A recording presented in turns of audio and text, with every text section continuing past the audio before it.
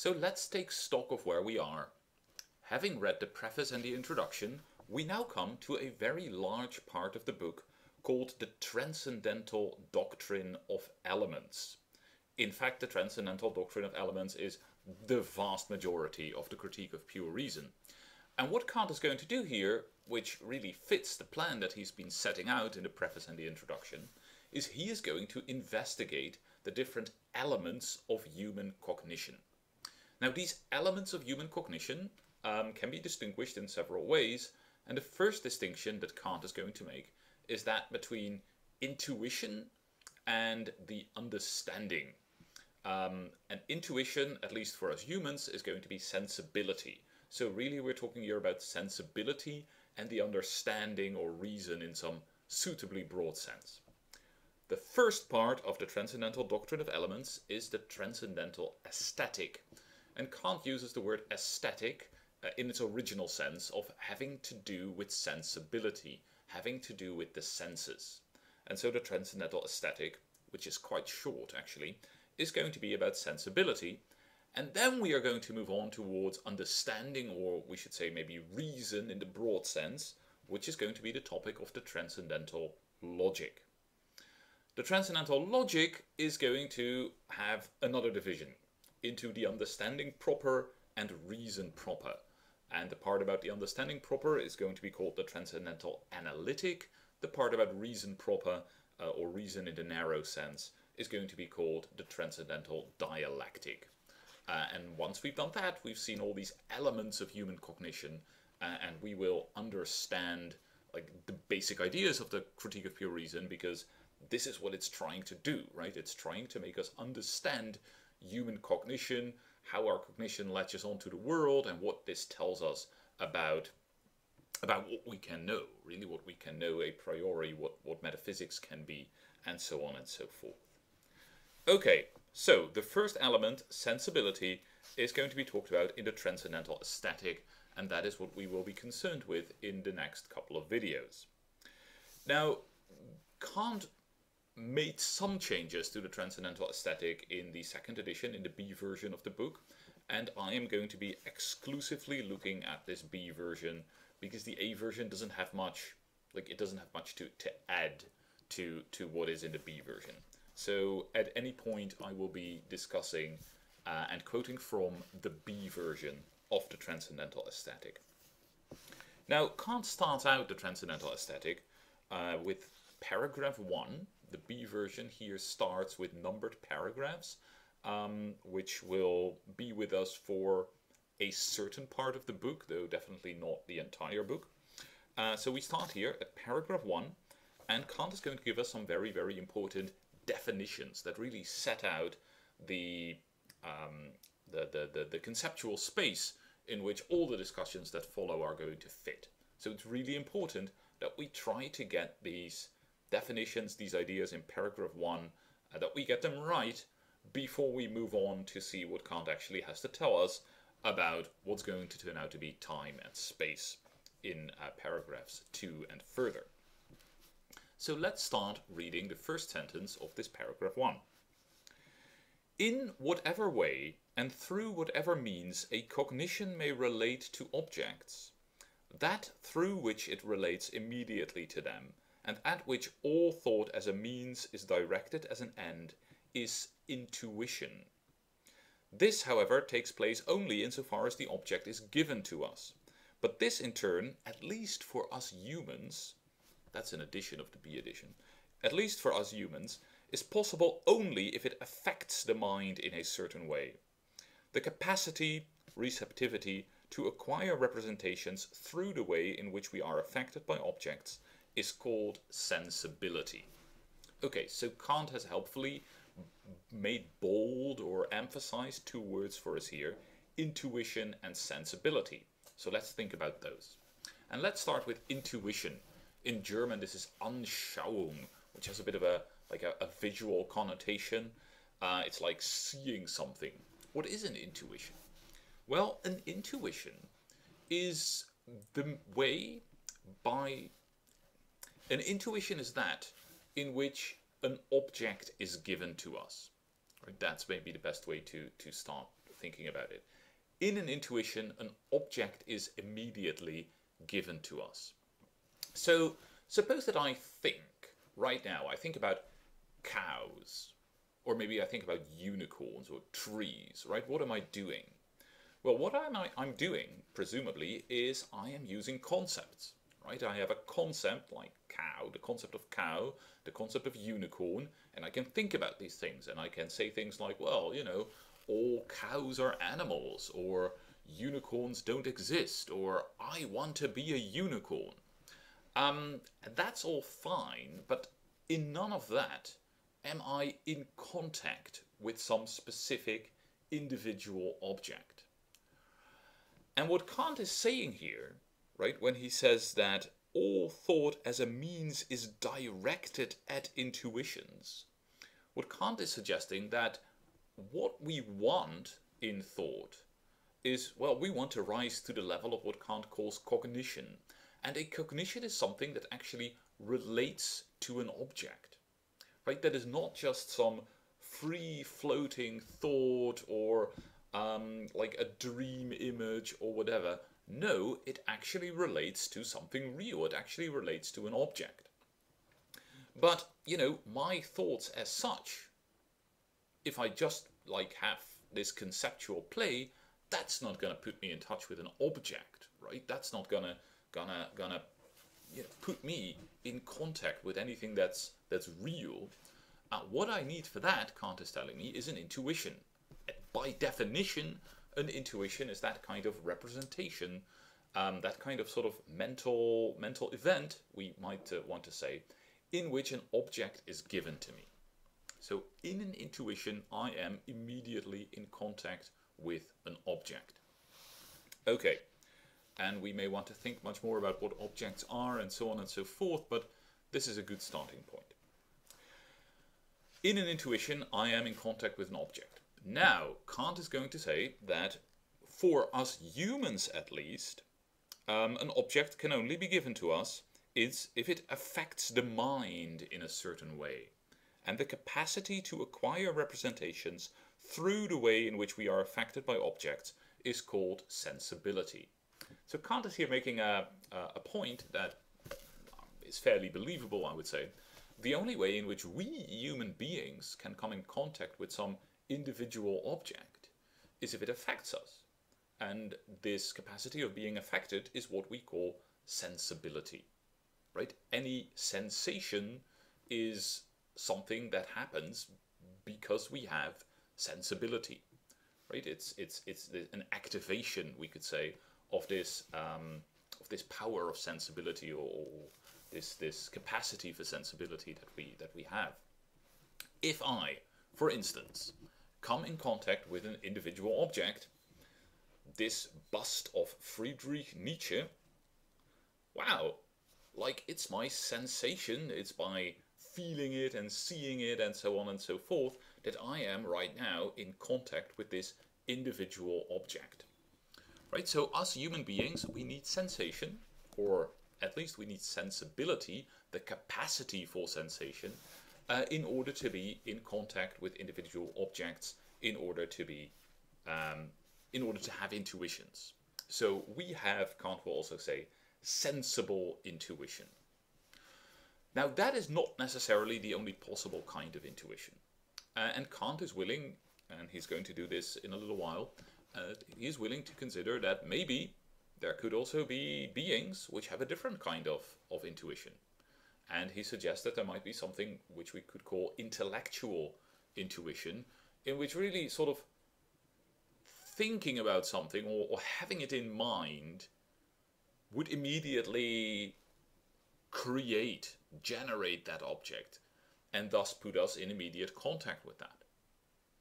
Of course, that's not the way that our human cognition works, right? If we think about something, that doesn't sort of like create it as a perfect individual object, but it might possibly be the way that God, if God exists, that might possibly be the way in which God relates to things, right? Just by thinking them, God creates them and is in contact with them and knows and grasps them in their complete individuality. But intellectual intuition is definitely not where we are at We have sensible intuition. Okay, let's read a little bit further. Objects are therefore given to us by means of sensibility, and it alone affords us intuitions. But they are thought through the understanding, and from it arise concepts.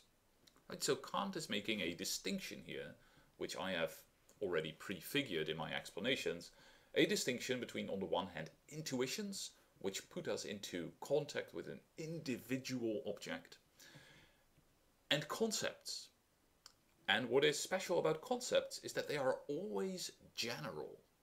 Right? If I say bust of Nietzsche, well, there are many busts of Nietzsche, and there are even more possible busts of Nietzsche, right? And this thing, I could also say that it is black, and that I think I bought it in a German town in the Schwarzwald. But you know, all of these ideas, all of these concepts, was bought in a German town in the Schwarzwald, is painted black, is a bust of Nietzsche, right? All these predicates apply to many, many things, or if they happen not to apply to many, many things, they could apply to many, many things, right? There are many possible things. With concepts, I never grasp something in its individuality. This, by the way, is a point that that Hegel is going to stress in, for instance, the phenomenology of spirit, where Hegel is going to say, well, you know, really, when you want to indicate the individuality, like the individual thing, you're sort of reduced to saying, well, this, right? What I mean is this. But of course, this is a complete abstraction. It's not even really a concept anymore. Okay, that is definitely sort of looking back, engaging with Kant's point here, that being in touch with an individual object is very different from thinking about it using concepts. This distinction is crucial to Kant, right? And it's crucial to the way that the critique is set up, because the Transcendental Aesthetic is going to be about intuition, and then concepts are going to come into play when we get to the Transcendental Logic, when we come to the understanding, which is the capacity for using concepts. But all thought, whether straight away or through a detour, must, by means of certain marks, ultimately be related to intuitions. Thus, in our case, to sensibility, since there is no other way in which objects can be given to us. This is maybe not entirely true. Kant can agree that we can think about things that are not given to us. In fact, that's going to be the only thing we can do with the thing in itself. That's, you know, we can think about it, but we're not in touch with it. It's not given to us. But this is a very second-rate, maybe in a sense, a second-rate form of thinking. Right? It's not what Kant calls cognition. It doesn't come in touch with the real. It can never be used to extend our knowledge. It's, you know, the mere play of concepts. It's not where real cognition, where real knowledge maybe also is to be found. The effect of an object on the capacity for representation, insofar as we are affected by it, is sensation. Right? Sensibility is the capacity to be affected. When this affection happens, we have a sensation. That intuition which is related to the object through sensation is called empirical. Right? An intuition is like this mental state in which an object is given to us. And if this is through a sensation, then we call it an empirical intuition. And at this point you might think, okay, Kant, but you told us that all intuition for humans is through sensation, so surely all intuition is going to be empirical. And that's going to turn out to be not true, because of the distinction between sensation and sensibility. So what Kant has told us is that all intuition in human beings works through sensibility. But now Kant, in a little while, is going to make a distinction between, is going to really put to work this distinction between sensibility, the capacity for receiving, for being affected by objects, and sensation, like the being affected by an object, because Kant is going to tell us that we can, when we talk about sensation, we can make a distinction between the form and the matter of sensation. And the form of sensation is sort of the the underlying order, the underlying way in which all our sensation happens. It is sort of the formal aspect of our sensibility, and it is something that's already there in a sense before it's filled in with the matter of any actual sensation. So to look forward a little bit, what Kant is going to argue is that sensibility has a form, which is space and time. And when we have a sensation, what is happening is that this form, space and time, is being filled in with the matter of sensation, with what is really given to us. When we talk about the matter of sensation, when we are in contact with an object through the matter of sensation, through the actual sensations, then we have an empirical intuition. But Kant says it's also possible to be in contact with something. What could it be? It's going to turn out to be space and time itself, through merely the form of sensibility, so without any actual sensation. And that is going to be a non-empirical intuition, what Kant calls a pure intuition. Okay, so the effect of an object on the capacity for representation, insofar as we are affected by it, is sensation. That intuition, which is related to the object through sensation, is called empirical, and so the intuition that is formal, that is only about sensibility but not about sensation, that is going to be called pure. So pure and empirical are the two possibilities for any intuition. And then Kant says, and I think this is also a very, very, very important sentence, he says, the undetermined object of an empirical intuition is called appearance. Now, this word appearance is gonna come up again and again and again in the Critique of Pure Reason, and we need to understand it. And I think at this point what we especially need to do is we must make sure that we do not misunderstand it, because it's not hard to misunderstand it. Here is an easy way of misunderstanding the term appearance in Kant, a way that I think you can find in a lot of maybe like not the best discussions about Kant, maybe not the discussions given by most Kant scholars, but in a lot of like off-the-cuff talks about Kant and writings about Kant. This is what you might find, and this is also maybe what you might think of yourself when you see this word appearance. It's this. It is to think that a Kantian appearance is something like a mental image. Right? It's like, oh, in my mind I have these images, I have these, you know, when I have sensation, there are these conscious states within me, and that's the appearances. In other words, we might think that Kant's appearance is the same thing as what Descartes or Locke or Hume would call an idea. Right? This conscious state that we are immediately aware of, that is an appearance.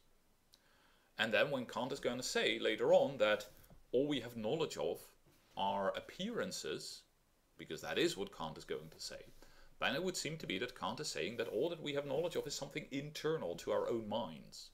Right? It's just these ideas. Well, that can't be true. That can't be what Kant is meaning. It can't be what Kant is meaning, first of all, and this comes close to what we talked about earlier on when we were talking about the Copernican revolution, because if that is what Kant is saying, he just is a Cartesian skeptic. Right? A Cartesian skeptic is something who says that we can only have knowledge of our internal states, of these ideas that we have, and never about a world outside of us. If Kant means by appearance idea in the Cartesian sense, that is terrible. He is a Cartesian skeptic. But the whole point, an important part of the Critique of Pure Reason is that Kant wants to defeat Cartesian skepticism and Humean skepticism and all these other kinds of skepticism that follow precisely from this idea, from this idea that all that we really know are the ideas in our mind, and oh, how do we get out of that? So Kant definitely doesn't want to go there. So I think it would be a disaster if we look at Kant's overall philosophical project. But it also definitely does not fit the text here. right? Kant is clearly introducing the term appearance to be really, really different from a Cartesian or Lockean or Humean idea. Okay, so let's read it again. The undetermined object of an empirical intuition is called appearance. Now here, undetermined might mean something like we don't know what it is yet, we haven't maybe conceptualized it yet, but you know, we are talking about an object, right? We're talking about an object of an empirical intuition, and that is called an appearance. So first of all, it is not the intuition itself, which is something in our mind. The intuition is something in our mind, but it's not the intuition itself that is the appearance, it's the object of the intuition that is an appearance. So if I have an intuition of a Nietzsche bust, right, sure, there's a mental state there, my intuition, but the object of that mental state, like what I am put in touch with by having that intuition, is this Nietzsche bust, right? So this bust, that is the appearance. It's an object. Okay. Okay. Now somebody might say, oh yeah, right, but maybe there is no object, right? Maybe the Cartesian skeptic is right, or maybe we don't want to go that far. Let's take a more mundane example. Maybe there is no object because I'm under an illusion, or maybe I'm dreaming. Right, I'm dreaming that I see a Nietzsche bust. It's pretty vivid, but there actually is no Nietzsche bust. What about that? Well, Kant would say, if I'm dreaming about a Nietzsche bust, but there is no Nietzsche bust, then I'm not having intuitions. Right, because an intuition is something that puts me in immediate contact with an object. Great. Right, Kant, like, I think his terminology is just working here. And his terminology is set up in order to be able to make a pretty clear distinction between veridical and non-veridical cases of purported perception. That's maybe one way to try and phrase this, right? Where with veridical perception, I mean a perception that's actually right, that actually does put us in contact with something. And a non-veridical one, you know, those are the cases of illusion or dreaming or whatever. We think we see something, but we do not actually see something. There is no object there. Kant is not here at the beginning of the Critique of Pure Reason starting from the same starting point as somebody like Descartes, right? Who says, oh, well, I'm only in touch with my internal states. That's my starting point. Now let's see where I can get. In fact, that Kant thinks that is a recipe for, you know, skepticism. And he's going to tell us later on that only by embracing his philosophy, only by embracing transcendental idealism, can we make sure that we don't turn into empirical idealists. Where an empirical idealist is going to be someone, well, precisely someone who has to say that there is no distinction between an illusion and a perception of an object. Because, you know, they turn out maybe both to just be mental events, a la somebody like Berkeley. Or it turns out that we have no argument against skepticism, a la a failed Descartes.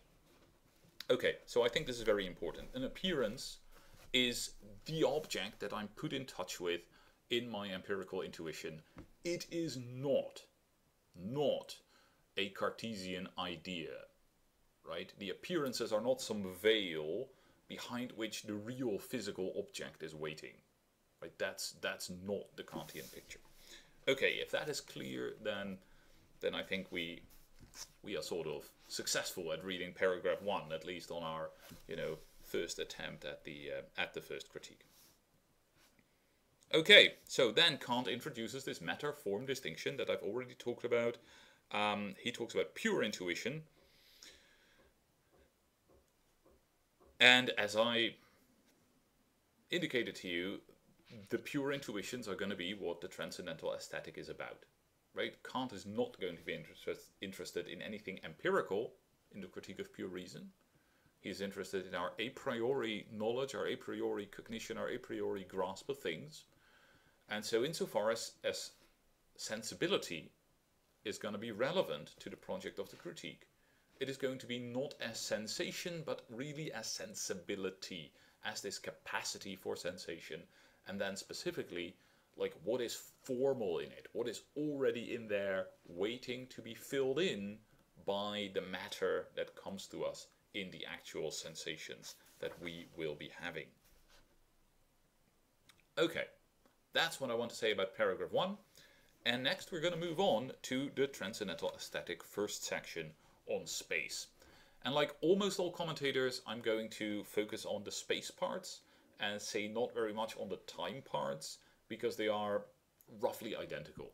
Right? There are some small differences, but mostly what Kant says about time mirrors what Kant says about space. So next time we talk about space.